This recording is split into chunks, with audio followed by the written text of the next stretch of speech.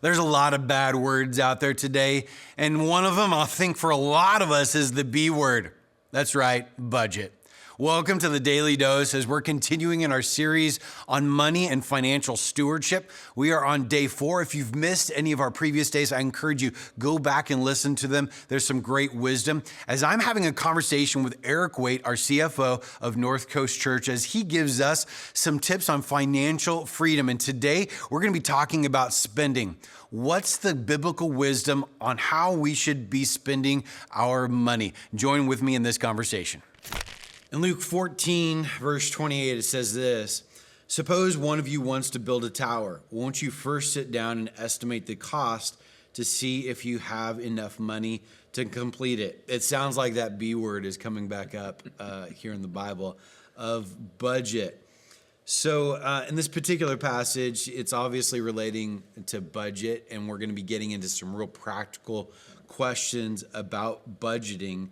But Eric, just help us understand a little bit, though, in terms of budgeting, how is it that budgeting can feel like freedom versus something that's just a restrictive tool?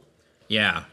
Our natural inclination is to think of it as so restrictive, but it really becomes freeing when we're just simply executing against the plan. We see the plan, and we know exactly the steps that are going to happen in there because we've decided ahead of time where is our money going to go. We've often done this already in life. We've decided ahead of time where this spending is going to happen, and we've made a lot of choices. But too often, too many of us have made choices not reflecting against the plan. And what the budgeting plan actually allows us to do is to start to really direct where these dollars are going to go. Okay, so what are budget killers then? If we get to the end of this, we put together a budget. I feel like probably a lot of people have already put together budgets, but they haven't been able to stick with them. So what are budget killers? Yeah, it's really fun. One of my favorite sayings that people say is, why is there always more month than money? And it's kind of funny. So they get down to the end of that month. There's like too many days left in the month and the money's gone. And that shouldn't be the case. Like we know how many days are in a month. We know when we're paid. And so the budget killers that come on, I can tell you probably the biggest one is coffee. is that drive-through coffee or something. I mean, it's just crazy what it costs to go, for our Starbucks habit, and it's not getting any cheaper. And so I think, finding a way, that's probably one of the biggest ones. Dining out is another big one.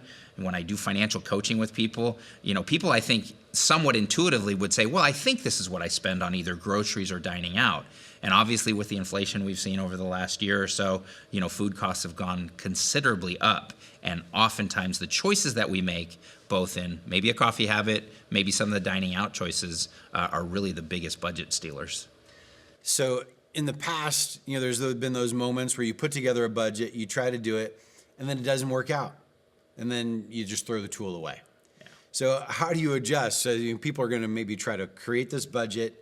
And then how do you end up maintaining a daily rhythm of how often do you practically look at the budget versus what you're spending? How does it work for you? Yeah, and so that's interesting. And I think that's going to be sometimes a trial and error, just like the dieting process. Believe me, I've tried them all. And you'll find some that work and some that don't work.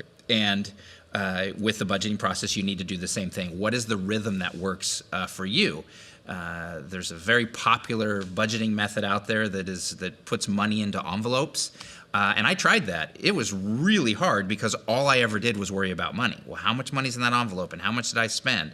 I felt like it was the Weight Watchers of budgeting, where it's like counting points constantly. And I was like, I was doing math all day long every day, and I just hated it. So I had to find, what worked for us. So using the tool that we've had with the one number budget, once it's set, and then once some of the decisions have been made how I'm going to manage those expenses, which we can talk about in a minute, it became very, very easy. It was just a small portion of the budget that I had to pay really close attention to on a day-to-day basis. But other than that, most of it would get set up and I would just follow the plan.